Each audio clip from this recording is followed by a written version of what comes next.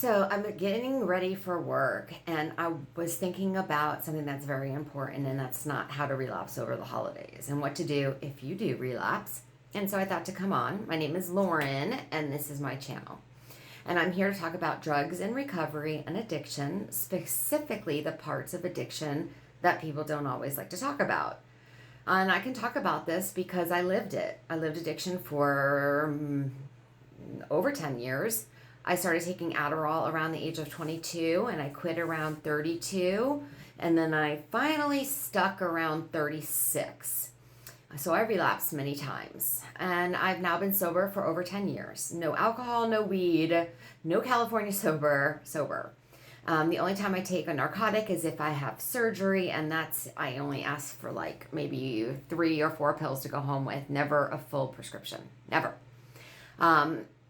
I know mostly what my drugs are that I could not ever handle, but I just don't like having any of it around because it all gives me that option of relapsing. So let's talk about the holidays, because staying sober over the holidays is hard. And it's not because you're a weak person. It's because the holidays are like a perfect storm.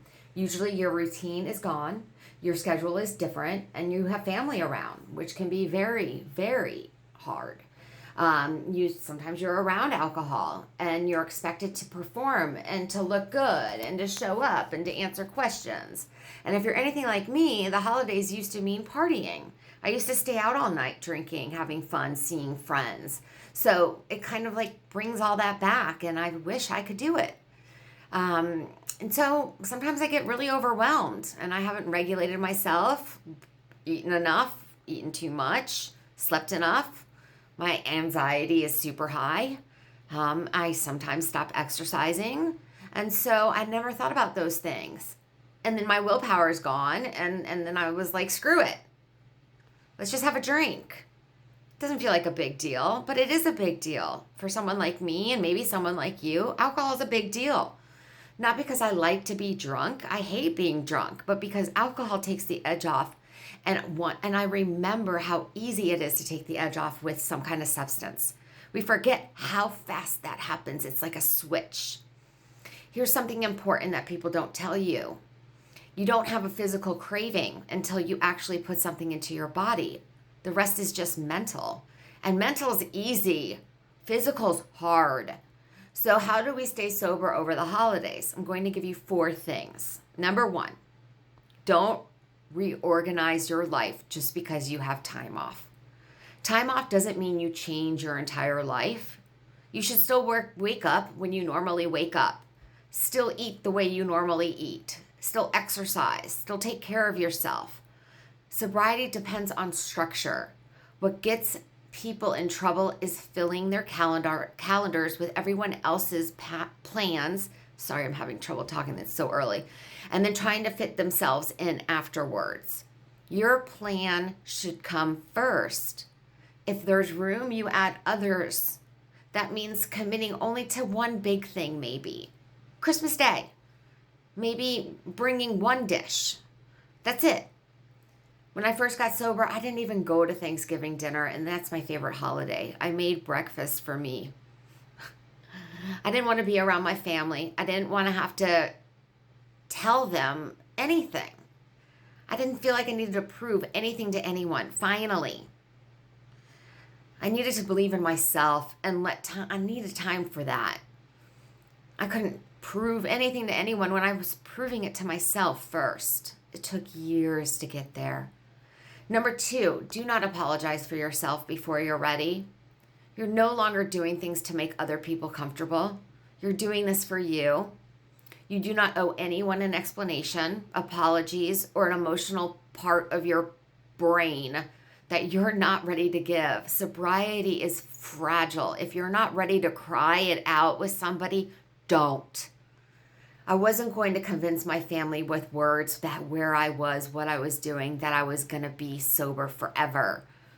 They weren't going to believe that. I failed so many times. The only thing that could have shown them was time. So I stopped explaining and I just started living. Number 3, remove temptation. Not because you're weak, because you're human, you're honest. I stayed home on that Thanksgiving. I only went to Christmas during the day. No Christmas Eve, no Christmas parties, no bars, no work parties. My family likes to drink. That's who they are. They like wine, they like champagne, and I couldn't ask them to be different if I couldn't ask them to accept me and not ask me to be different now. The real trigger wasn't drink. The trigger was once it entered my body. My family taught me that drinking was normal and not drinking was not normal. And that message was deep, so it was hard for me to be around them without drinking. Remember, you can't change other people. You can only change yourself and the environment you're in, the way you respond to things instead of reacting. Sometimes removing yourself is the healthiest option. Number 4, have a game plan before you want to drink.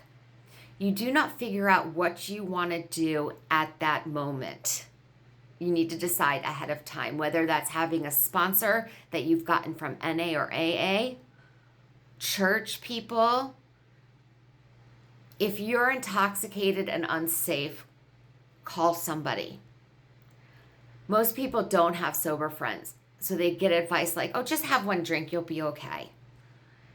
Your support system has to exist outside of the people, places, and things that got you to the point where you needed this help in the first place.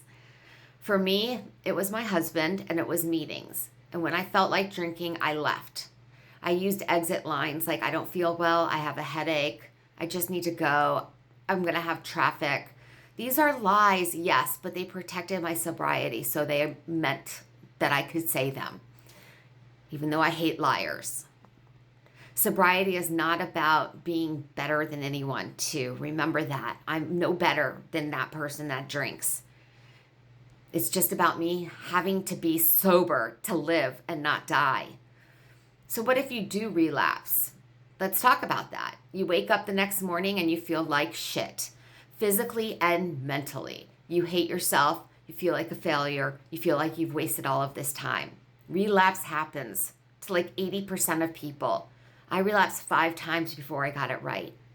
If I were one day away from a relapse today, this is what I'd do. I'd go to a meeting immediately. I wouldn't wait for January 1st. If I relapsed yesterday, I wouldn't say, you know what, I'll start all over again for my New Year's resolution. Nope, now. Not tomorrow, now. You're not a failure. You're a human being who needs support. You need to realize that. You do not need to keep using. You do not need to disappear. You do not need to punish yourself. You just need to get up, get out, be around people who can support and understand where you are, where you want to go. And then, very important, something that I've really made a big change in my life. I record messages to myself, like record a video telling myself how I felt once I drank. So the next time before I thought about doing it again, I would listen to it. Because you always start romanticizing the drug. Like, oh, I'll feel fine. I will feel better than I feel now. No, you won't. You'll feel worse. I promise. You'll start beating up on yourself. So record that message. And instead of getting there again, now you have somebody, you, to tell you where you are and how you feel. So be kind to yourself. Holidays are still gonna happen, whether you're stressed out, whether you're at home, whether you have a plan or not. Life doesn't get easier. It just gets more manageable. And the only thing you control is how you respond or react to things. Thanks, everybody. Have a safe, happy holiday. And if this resonated with you, I'd like to know what your biggest triggers are. And please send this to anybody that you think might need to hear it.